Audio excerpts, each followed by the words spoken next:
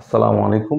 তো আমি গত ক্লাসে শিখিয়েছি হচ্ছে যে আমাদের শর্ট সার্কিট টেস্ট এবং ওপেন সার্কিট টেস্ট। এখন আমরা বলেছিলাম যে গত ক্লাসে যে শর্ট সার্কিট টেস্ট থেকে আমরা কি কি জিনিস পাই। শর্ট সার্কিট টেস্ট থেকে মূলত আমরা পাই হচ্ছে যে আমাদের মূলত কপার লস। এখন কপার লসটা হচ্ছে মূলত আমরা তিনটা জিনিস পেয়েছিলাম সেখান থেকে, PSC, VSC, ISC.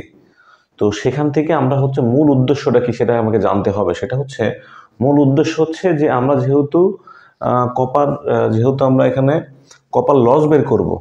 Copper loss বের করা বলতে কি বোঝাচ্ছে, আমাদের এখানে লসের সূত্র কি জানি আমরা, আই স্কোয়ার আর, তাই তো? তাহলে এইটা হচ্ছে আমাদের যে শর্ট সার্কিট টেস্ট করা হচ্ছে মূল উদ্দেশ্য হচ্ছে কি, কপার লস বের করা, তার মানে আই স্কোয়ার আর বের করা, তাই তো? তাহলে আমরা যেহেতু শর্ট সার্কিট টেস্টে আমরা কি করি, আমরা লো সাইডটা শর্ট করে হাই সাইডে আমরা ইনস্ট্রুমেন্ট লাগাই, তাই তো? তো আমরা তার মানে হচ্ছে যে এখানে হাই সাইডের সাপেক্ষে, তার মানে আমি কি পাবো এখানে, যেহেতু পিএসসি আছে এবং ভিএসসি আছে এবং আইএসসি আছে, তো আমরা এখান থেকে পিএসসি, ভিএসসি এবং আইএসসি এই তিনটা থেকে আমরা কি কি পাবো। নাম্বার ওয়ান হচ্ছে আমরা এখান থেকে রেজিস্ট্যান্স পাবো। তো রেজিস্ট্যান্সের সূত্র এখানে তাহলে কি হবে, আর। তাহলে এখন এই আরটা আমি কোন সাইডে পাবো, অবশ্যই প্রাইমারি রেসপেক্টে পাবো, মানে প্রাইমারি রেজিস্ট্যান্সের সাপেক্ষে পাবো।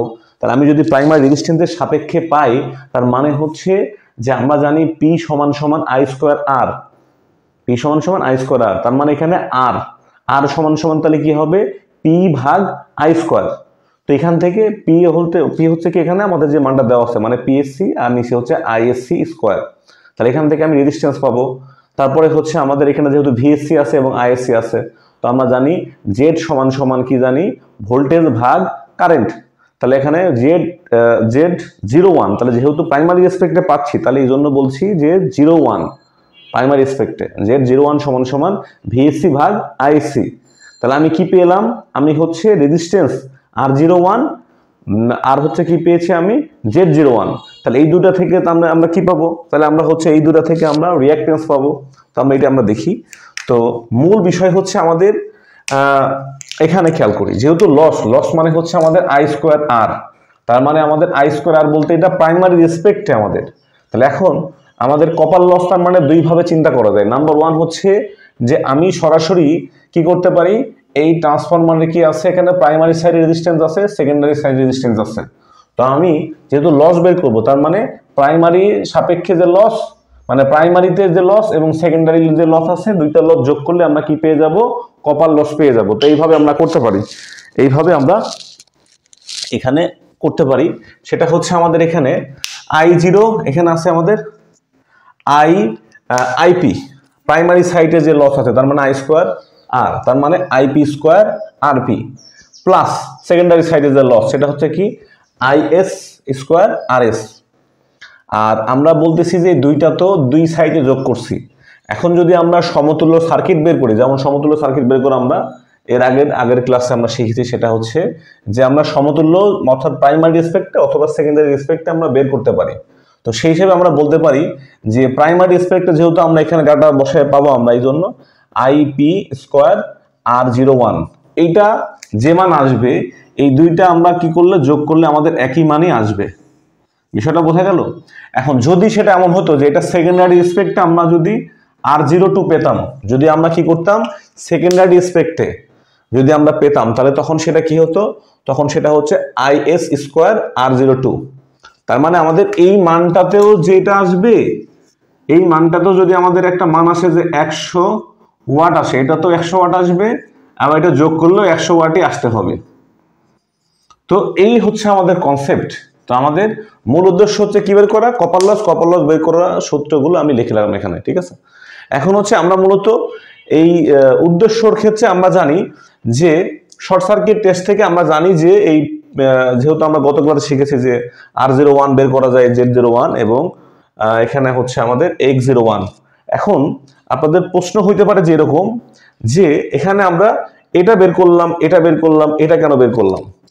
তো আমি একটা কথা বলেছিলাম গত ক্লাসে, সেটা হচ্ছে যে শর্ট সার্কিট টেস্ট করার আরেকটা উদ্দেশ্য হচ্ছে, এক নম্বর কথা হলো আমি এখান থেকে কি পাবো, এক নম্বর বিষয় হচ্ছে আমি এখান থেকে কপার লস পাবো। দুই নম্বর বিষয় হচ্ছে আমি এখান থেকে কি পাবো, আমি পাবো ভোল্টেজ রেগুলেশন পাবো আমি, এবং 3 নম্বর বিষয় হচ্ছে এখান থেকে আমি কি পাবো, এখান থেকে আমি দক্ষতা পাবো। তো এখন আমি যেহেতু আমাদের আলোচনার টপিকটা হচ্ছে দক্ষতা আর হচ্ছে ভোল্টেজ রেগুলেশন যেহেতু আছে আমাদের টপিকসের মধ্যে, তো সেহেতু আমি প্রথমে হচ্ছে আমি দক্ষতা পড়াবো, তারপরে ভোল্টেজ রেগুলেশন। তো এখন আমি বলেছি যে ওপেন সার্কিট টেস্ট থেকে কিন্তু আমাদের দক্ষতা পাওয়া যাবে না। দক্ষতা পাওয়া যাবে কই থেকে? দক্ষতা পাওয়া যাবে হচ্ছে শর্ট সার্কিট টেস্টের কিছু ডাটা থেকে আমরা এখান থেকে পাবো, বা আমাদের ভোল্টেজ রেগুলেশন আমরা কি থেকে পাবো? শর্ট সার্কিট টেস্টের ডাটা থেকে পাবো আমরা। ঠিক আছে, তাহলে আমরা এখান থেকে চিন্তা করি যে আমরা জানি দক্ষতা সমান সমান কি জানি? আউটপুট ভাগ ইনপুট। তাহলে আউটপুট ভাগ ইনপুট, তার মানে আউটপুট ভাগ ইনপুট। ইনপুট মানে কি? ইনপুট মানে আমি আপনাকে যা দিচ্ছি এবং আপনাকে ধরেন আমি দিলাম কি, যে কিছু শিখিয়ে দিলাম, এখন আমি আপনাকে যা শিখাচ্ছি দেখা গেল যে 1 ঘন্টা পরে সেগুলো ভুলে যাচ্ছেন। তাহলে এই যে যা শিখালাম বা যা হচ্ছে আপনার মাথার মধ্যে আছে আর এই যে ভুলে গেলেন, এই দুইটার যোগফল সমান সমান কি? আমার ইনপুট। তার মানে এখানে আমাদের দক্ষতা সমান সমান কি? আউটপুট, তারপরে কি হবে? নিচে ইনপুট। এখন ইনপুটের পরিবর্তে কি লেখা যায়? Output plus loss. Output plus loss. তো আমাকে জানতে হবে যে ট্রান্সফরমারে কয় ধরনের লস হয়। ট্রান্সফরমারে মূলত 2 ধরনের লস হয়ে থাকে। তো নাম্বার 1 হচ্ছে আমাদের কোর লস, নাম্বার 2 হচ্ছে কপার লস। তো কোর লস মানে কোরের মধ্যে যে লসটা হয় সেই লসটা সবসময় কি থাকে? কনস্ট্যান্ট থাকে। কিন্তু আমাদের যে কপার লস যেটা আছে, এই কপার লসটা আমাদের পরিবর্তন হয়। এখন কপার লসটা কেন পরিবর্তন হয়? কপার লসটা পরিবর্তন হয় যে এই কারণে যে এখানে আমাদের বিভিন্ন ক্ষেত্রে লোডের তারতম্য হয়। তার মানে আমি কোনো সময় হচ্ছে আমি কি করতে পারি? আমি 100% লোড ব্যবহার করতে পারি, কোনো সময় আমি 70% লোড ব্যবহার করতে পারি। তার মানে আমাদের ম্যাক্সিমাম ক্যাপাসিটির আমরা কিছু যখন কম করি তখন সেই হিসাবে আমাদের লসটার আমাদের ডিফারেন্স হয়।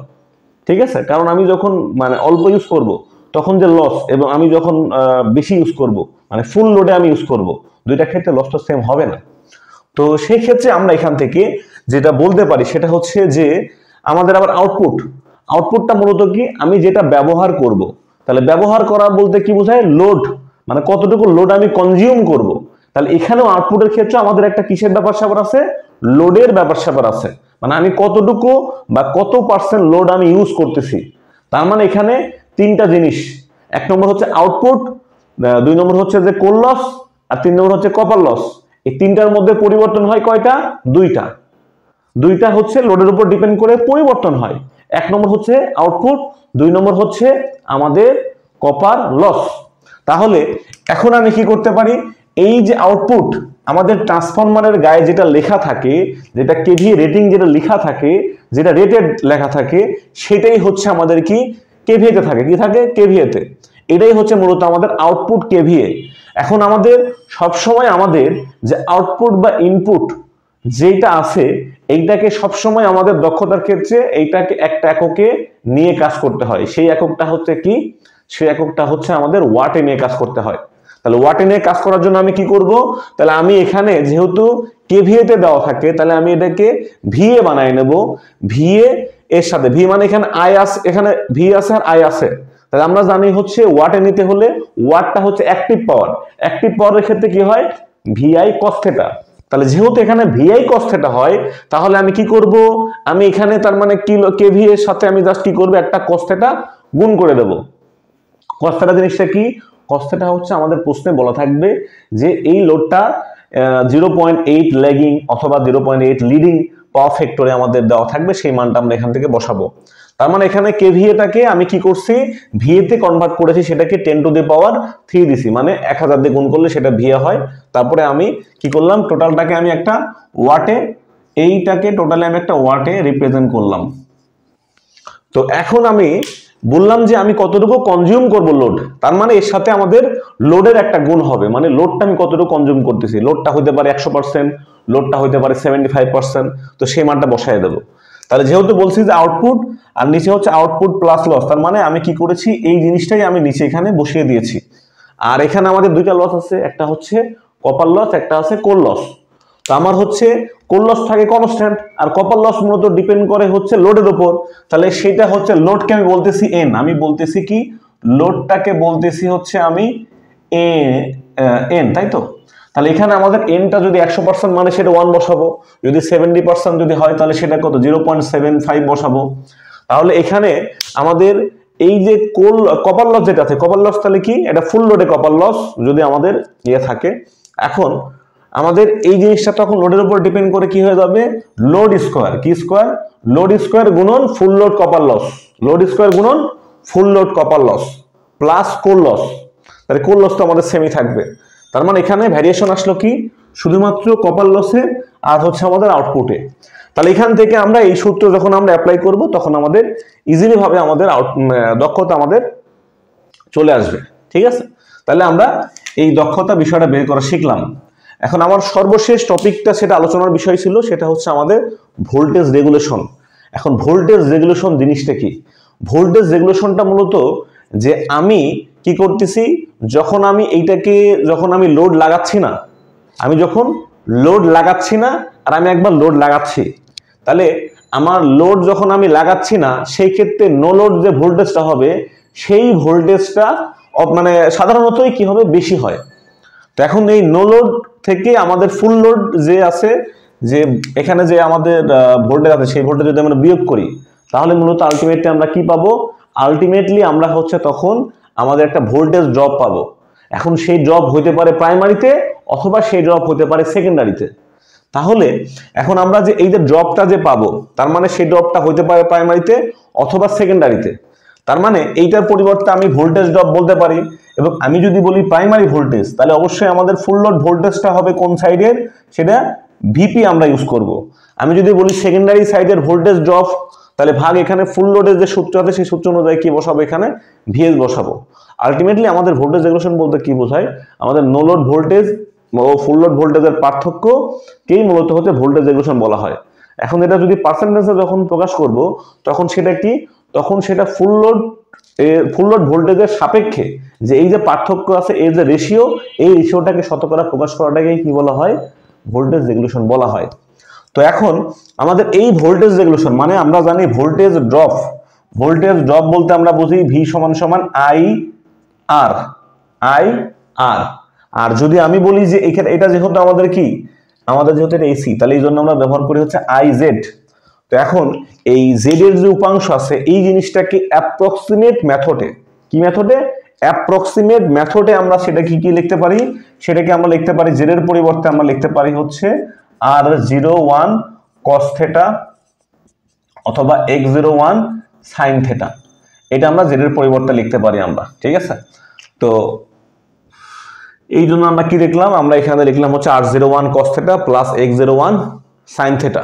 তো আমি যেহেতু এটা প্রাইমারি সাইডে, যেহেতু এটা r01 বলতে কি বোঝাচ্ছে, r01 বলতে বোঝাচ্ছে আমাদের প্রাইমারির সাপেক্ষে সমতুল্য রেজিস্ট্যান্স, প্রাইমারির সাপেক্ষে সমতুল্য রেজিস্ট্যান্স। তাহলে আমি যেহেতু বলতেছি প্রাইমারির সাপেক্ষে, তাহলে এখানে যে কারেন্টটা আসবে সেই কারেন্টটা প্রাইমারি কারেন্ট আসবে, এখানে যে ফুল লোড ভোল্টেজ যেটা আসবে সেটা কি প্রাইমারি ভোল্টেজ আসবে। ঠিক আছে, এখন আমি যদি বলি না আমি এই সূত্র না আমি এই সূত্রে অ্যাপ্লাই করতে চাচ্ছি, তাহলে আমি কি ব্যবহার করব, এখানে আমি তখন ব্যবহার করব যে এখানে যেহেতু আমাদের সেকেন্ডারি রেসপেক্ট আমি ব্যবহার করতেছি, তাহলে এখানে জেড এর পরিবর্তে কি বসতেছে আমাদের এখানে r02 cos theta plus x02 sin theta. তাহলে আমি যে এই যে x02 বা r02 বা r01 x01 এই মানগুলো পাবো কোথা থেকে, এই মানগুলো পাবো হচ্ছে আমি শর্ট সার্কিট টেস্টের এইখান থেকে মান থেকে আমি যেটা বের করে নেবো, এই যে তখন আমাদের এই মানগুলো দরকার হয়। তাহলে এখান থেকে আমি এতটুকু বুঝতে পারলাম সেটা হচ্ছে যে আমাদের শর্ট সার্কিট টেস্ট থেকে আমাদের মূলত দক্ষতা এবং ভোল্টেজ রেগুলেশন বের করতে হয়। এটা আমরা বিষয়গুলো ক্লিয়ার জানলাম। এখন আমি আস্তে আস্তে এই রিলেটেড কিছু আমি ম্যাথমেটিক্যাল বিষয়গুলো আমি সমাধান করব।